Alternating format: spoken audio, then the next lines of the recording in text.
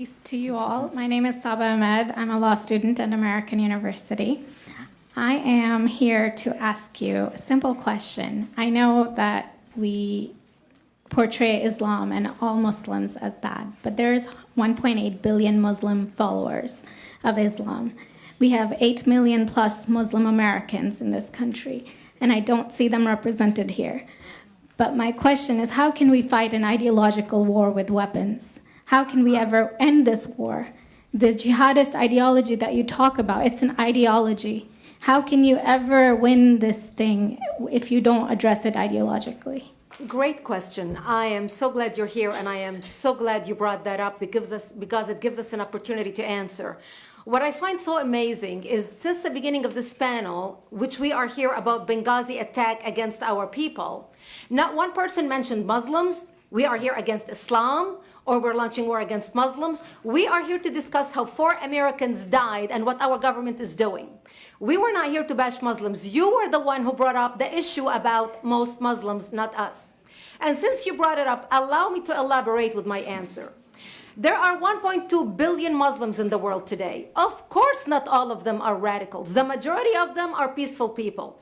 The radicals are estimated to be between 15 to 25%, according to all intelligence services around the world. That leaves 75% of them peaceful people.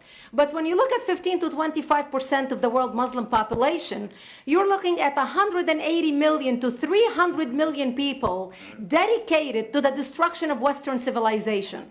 That is as big of the United States. So why should we worry about the radicals, 15 to 25%?